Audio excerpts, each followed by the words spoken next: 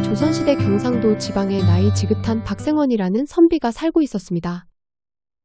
박생원은 학문이 깊고 인품이 훌륭해 마을의 양반 평민 할 것 없이 누구나 존경하는 인물이었습니다. 그는 평생을 부유하게 살았지만 어려운 주변인들 또한 아낌없이 도와줘. 그 덕인지 나이가 들어도 편안한 노후를 보내고 있었습니다. 그러던 어느 겨울날 누군가 그의 집에 찾아와 대문을 두드리는 소리에 온 집안이 발칵 뒤집혀버리는 일이 생겼습니다. 누구요? 대문을 두드리는 소리에 하인 한 명이 문을 열어보자 거지 중에서도 상거지꼴을 하고 얼굴에는 흉측하게 피부병에 걸린 거지 여인이 한 명 서 있었습니다. 아이고 놀래라. 웬 거지가 여기가 어디라고 문을 두드려? 난 또 주인 마님 손님이라도 온 줄 알았잖아. 죄송해요. 놀래켜 드릴 생각은 없었는데 추위가 너무 심해 헛간이라도 좋으니 찬바람을 피해 하룻밤만 머물게 해줄 수 없으신가요? 뭐라고? 이 거지가 보아하니 나이도 얼마 안 먹어 보이는데 누구 경을 칠 일이 있어? 그런 몰골을 하고 어딜 찾아와? 제발 부탁드립니다. 날씨가 너무 추워 그러니 딱 하룻밤만이라도 추위를 피할 수 있게 도와주셔요. 대문 앞에서 일어나는 소란에 박생원이 책을 읽다 나와 큰 소리가 나는 곳을 찾아가 보았습니다. 무슨 일인데 그리 큰 소리를 내는 것이냐? 아니 대감마님, 글쎄 이 거지가 찾아와 막무가내로 하룻밤 머물게 해달라는데 지금 쫓아내려고 하는 중입니다요.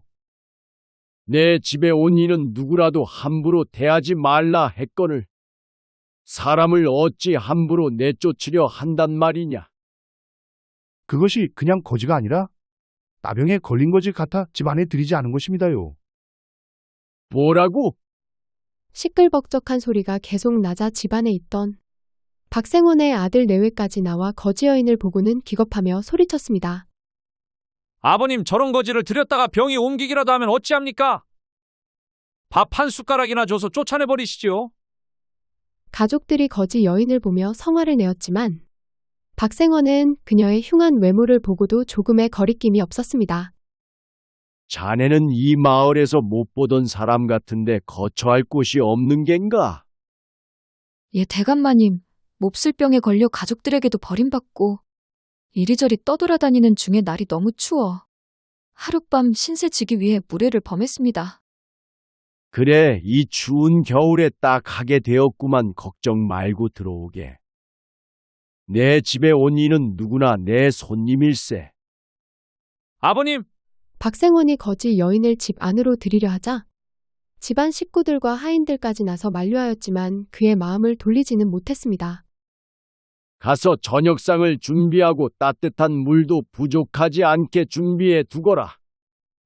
아버님 저런 병자를 집 안으로 들였다가 식구들이 옮기라도 하면 어쩌려고 그러십니까? 그만하고 그렇게 걱정되거들랑 방 안에서 한 발자국도 나오지 말거라. 이 매서운 추위에 내 집에 찾아온 이를 어찌 그냥 내보낸단 말이냐. 박선비의 매서운 호통에 집안 식구들은 불만이 가득했지만 누구 하나 나서지 못하고 거지 여인을 벌레 보듯 쳐다볼 뿐이었습니다.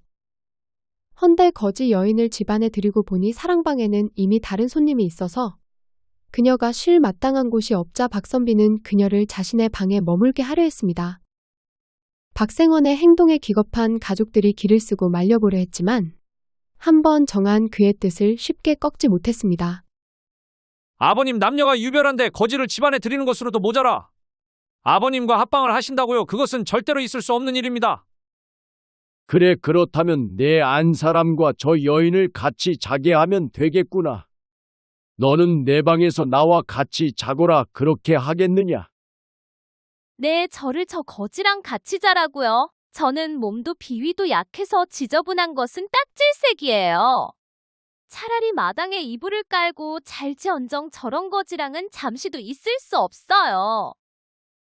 그래, 그렇다면 내가 알아서 할 테니 더는 큰 소리 내지 말거라. 박생원은 그녀에게 저녁을 든든하게 먹이고 잠자리까지 자신의 방에 직접 봐주었습니다. 저 때문에 대감 마님께 큰 폐를 끼쳐 송구스럽습니다. 차라리 헛간을 내주시면 그곳에서 하룻밤 보낼 테니 그렇게 해주시지요. 아닐세. 이 엄동설안에 헛간에 사람을 재운다니 있을 수 없는 일일세. 나이 먹은 노인네니 너무 어려워 말고 자네가 윗목에서 자게 난 이 아래쪽에서 잘 테니. 저녁이 깊어지자 거지 여인을 윗목에서 자게 하고 박생원은 아랫목에서 잠을 자게 되었는데 한참 잠에 빠져 있을 때 거지 여인의 잠버릇이 심한 건지 박생원이 자는 아랫목까지 내려와 이불 속에 발을 넣어 박생원은 잠결에 그녀의 행동에 놀라 조심스레 발을 빼줬습니다. 거지 여인의 이런 잠버릇은 몇 번이나 되풀이돼 그때마다 박생원은 그녀가 잠에서 깨지 않게 조심스럽게 그녀의 발을 옮겨주었습니다. 다음 날 아침까지 얻어먹은 거지 여인이 박생원에게 몇 번이나 감사하다고 인사를 한 뒤 떠나자 박생원의 가족들은 한시름 놓았지만 며칠이 지나 거지 여인이 또 나타나 집안을 소란스럽게 만들었습니다. 그래, 오늘도 머물 곳이 없는 겐가. 내 어느 집에서도 저 같은 것을 받아주지 않는 바람에 염치불구하고 대감마님께 또 찾아왔습니다. 괜찮네, 어려워 말고 들어오게. 이번에도 박생원이 거지 여인을 받아들여 자신의 방에서 재우자 그의 가족들은 걱정이 이만저만이 아니었지만 박생원은 아랑곳하지 않고 거지 여인을 한결같이 받아주었습니다. 그렇게 거지 여인이 박생원의 집에 머물고 떠난 후 며칠이 지났을 무렵 이번에는 또 다른 누군가가 박생원의 집을 찾아왔습니다. 대문을 두드리는 소리에 하인이 나가서 보자 웬 아리따운 여인이 하룻밤 묵어가길 청해 하인이 난감해하며 머뭇거릴 때 박생원이 그 모습을 보고 가까이 다가왔습니다. 무슨 일이 있느냐? 그것이 대감마님 이 처자가 하룻밤 묵어가길 청하는데 어떻게 해야 하는지요? 박생원이 가까이 다가오자 젊은 여인이 그를 보며 미소를 띠고 말했습니다. 대감마님 저를 못 알아보시겠습니까? 누구신가? 우리가 구면이었던가? 네, 며칠 전에도 저를 재워주셨지요? 뭐라고? 그러고 보니 자네는 박생원은 그녀를 자세히 보고 깜짝 놀라고 말았는데 그 여인은 다름 아닌 흉측한 몰골을 하고 있던 거지 여인이었습니다. 그런 그녀가 흉했던 모습은 어딜 가고 마치 선녀가 내려온 듯한 아름다운 모습으로 나타나자 박생원은 놀라워하며 그녀에게 물었습니다. 아니 진정 처자가 그 거지 모습을 하고 있던 그 사람이 맞던가? 네, 그 거지 여인이 바로 접니다. 이게 도대체 어떻게 된 일인가? 며칠 동안 무슨 일이 있었던 게야? 차분히 모든 것을 이야기해드리지요. 박생원과 여인이 방에 들어가자 여인의 입에서 믿기 힘든 이야기가 흘러나왔습니다. 저는 실은 인간이 아니라 하늘나라에서 내려온 선녀입니다. 잠시 사람의 모습을 하고 생원님 댁에 와 생원님의 인품을 확인하고 싶어서 무리한 부탁을 하였습니다. 뭐라고 그 말이 사실인가? 네, 믿기 힘드시겠지만 모두 사실입니다. 제가 그 사실을 증명해 보여드리죠. 말을 한 거지 여인이 손으로 허공을 휘젓자 그녀가 예전에 그흉한 모습을 한 거지 여인으로 변했다. 다시 손을 젓자 아름다운 여인의 모습으로 돌아왔습니다. 정말 신통하구만. 박생원이 그녀가 부린 조화를 보고 입을 다물지 못하자 여인이 웃음을 띄우며 말했습니다. 저와 생원님은 전생부터 이미 깊은 인연으로 이어져 있는 데다 며칠을 한 방에서 지내는데 이제와 저를 멀리하진 않으시겠지요. 내가 그럴 일이 있겠는가? 하면 오늘도 내 집에서 머물다 갈 것인가? 생원님만 괜찮으시다면 며칠을 머물고 가겠습니다. 그날부터 여인은 며칠 동안 박생원의 방에서 함께 지냈고 그녀가 너무나 달라진 모습으로 나타나자 박생원의 가족들은 이번에는 그녀가 사람을 홀리는 요물이라고 욕하며 여인을 내쫓으려 했지만 박생원의 고집을 꺾지 못해 걱정에 쌓여두고 볼 수밖에 없었습니다. 그렇게 두 사람이 함께 지낸 지 며칠이 지난 어느 날 여인이 박생원을 찾아와 말했습니다. 생원님, 이제 저는 그만 돌아가야 할 때가 왔습니다. 돌아간다니 갑자기 왜 그러는 것이오? 내게 서운한 것이라도 있어. 그것이 아닙니다. 제게 주어진 시간이 다해 돌아가는 것뿐이니 오해하지 마시고 떠나기 전 생원님께 한 가지 드릴 말씀이 있으니 가벼이 여기지 마시고 꼭 따라주시기를 당부드립니다. 그것이 무엇이요?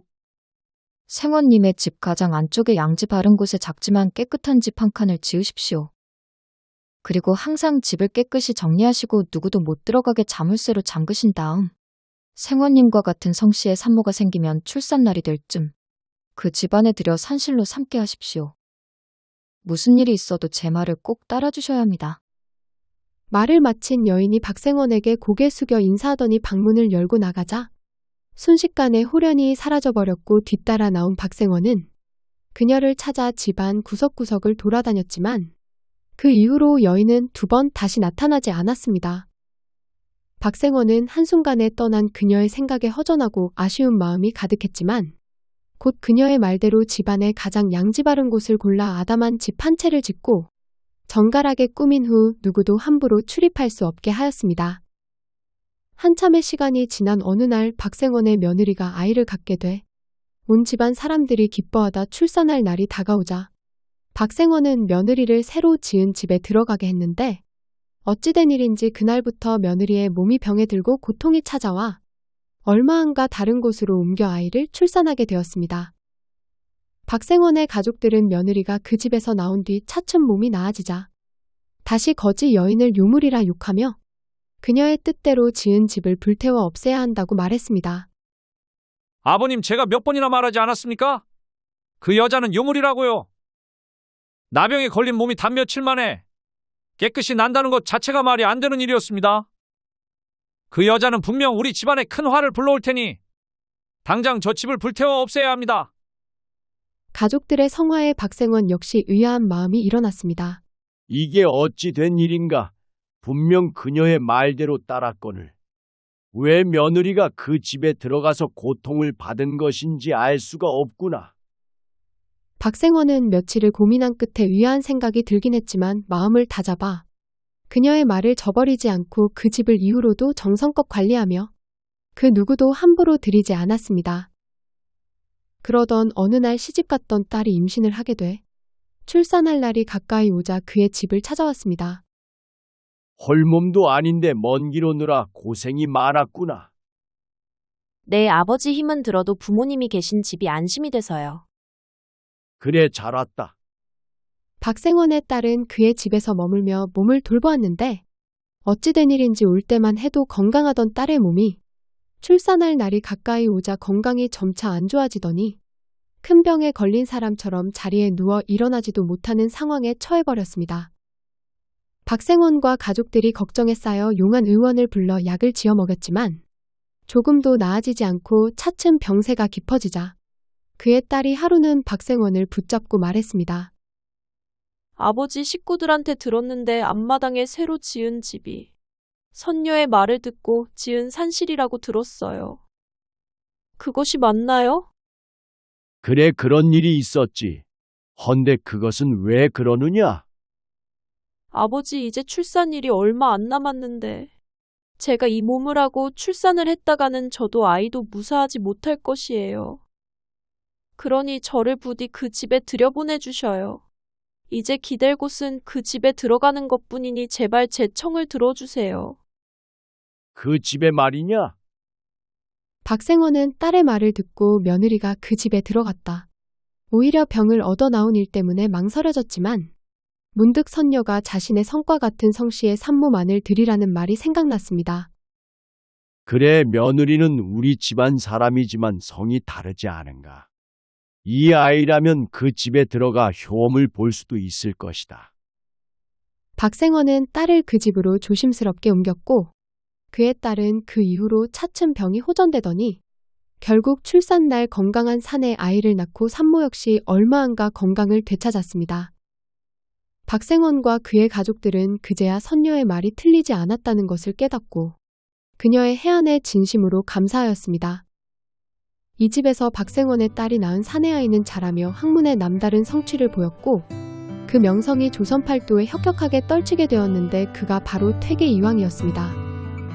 그는 모두가 아는 것처럼 훗날 대학자가 되어 그 이름을 역사에 영원히 남기는 큰 인물이 되었습니다. 이 이야기는 청구야담에 나오는 야담을 바탕으로 각색하여 만든 이야기입니다.